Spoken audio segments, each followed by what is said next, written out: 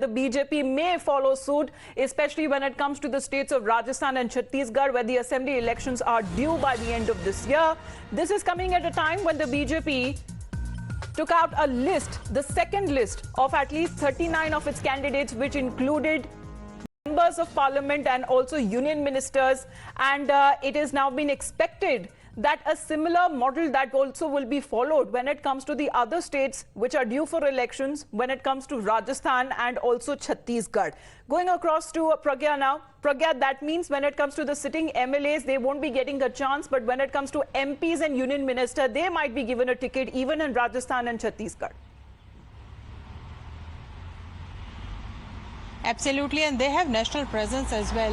BJP, it also shows party's bench strength, and also that BJP is not willing to have opposition walk over and also want to contest these state elections seriously. They do not want to let the state go very easily, and they know that there is a fight in both the states, be it Rajasthan or Madhya Pradesh, and they do not want opposition to feel that this is a very smooth fight for them as well.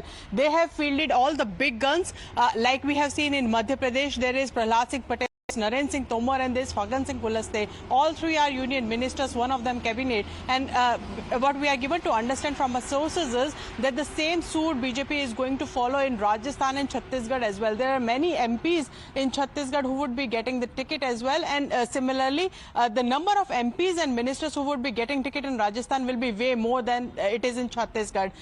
Be it Arjun Ram Meghwal, be it also Gajendra Singh Shekhawat, are likely to be fielded in assembly polls as well.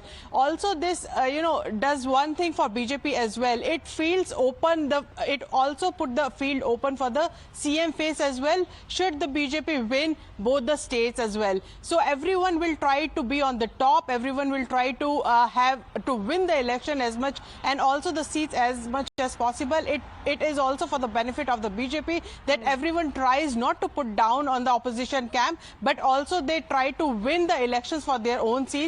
And there is no dissidence within the party because everyone would be focused on their own seat. So it's a it's a strategy that BJP has put in place in these states where there is a lot of struggle within the party ranks as well. So this solves the problem of having the dissidence within the party circle, as well as they have ensured that the focus of the energies of these top leaders would be on winning the election. And these leaders have their own, they are regional satraps in their own way. They have clout in their own region. So it also impacts not just their own seat but the surrounding seats as well, as they would be campaigning for other seats. More experience, so because we talk about those union ministers and the MPs there. Of course, they have more of their work experience, as they are in a way more capable of handling any sort of a situation or ministries when it comes to nationwide. Here they will be focusing just on their respective states, whether it comes to Madhya Pradesh, Chhattisgarh or even Rajasthan. Please to stay on with us, Pragya, because now we are going to talk about as far as in Madhya Pradesh opposition Congress is concerned, because they are now mocking the BJP's second list of the candidates that is out. And now, Aditi, there seems the Congress party is branding it as BJP's sign of nervousness.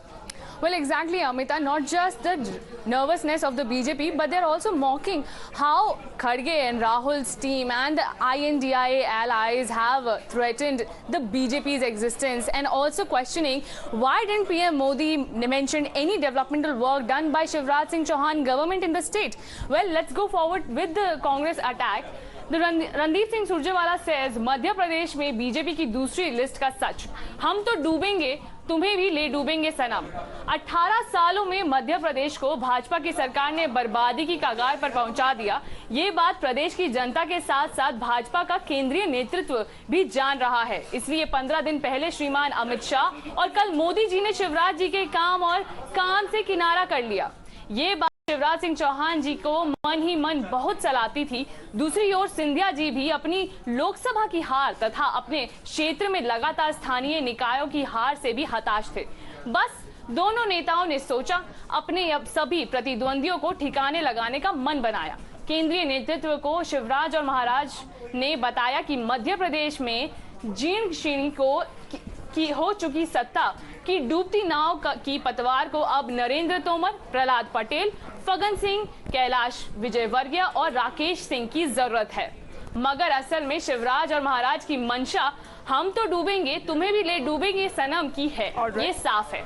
All right. Thank you very much, Aditi. That is how the Congress party seems to be taking it and calling it as a sign of possible nervousness and desperation within the BJP. Let's break down the details as far as the union ministers this time who have been given a chance to contest the assembly elections. We are talking about union minister, what has exactly been said.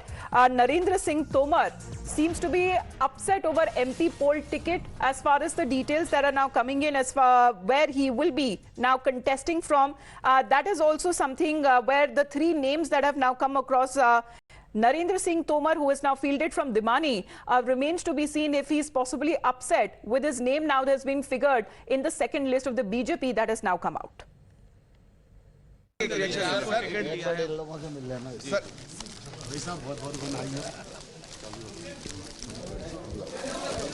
और अभी कल रुक गए थे मध्य प्रदेश में देखा जाए तो चुनाव प्रबंध समिति के Narendra Singh Tomar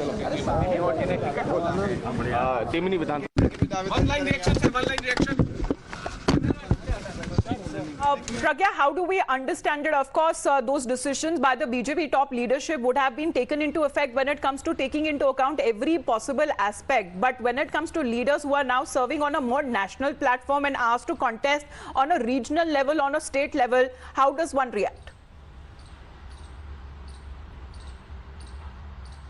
So if you look at the reaction, Narendra Singh Tomar is the one minister who remains generally quiet on many issues. He generally does not respond to, in fact, many issues apart from reacting on Congress and the opposition party in the state at times. However, having said that, this is organizational decision in BJP as to who will be contesting from which seat, whether they will be contesting assembly elections or whether they will be contesting Lok Sabha elections. But even if you look at the past examples, even in Tripura, Union Minister Pratibha Bhaumik was fielded in assembly elections, but then she again came back to the center and retained her seat. So this is also a possibility, but this has been a strategy by the BJP in the past as well, where they field heavyweights to ensure that they not only win their seat, but also have impact on the surrounding seats as well. Also, this sends out a message in the voters that BJP is quite serious in winning assembly polls and not just giving a walkover to the opposition. So this is probably the strategy, and everyone will abide by the decision of the party, whether they are happy or not. They have to adhere to the party's decision. Would have taken into account as far as those details that are now coming in. Possibly the same formula will also be applied, the MP formula, to the other states which are going to polls. That means Rajasthan and Chhattisgarh as well.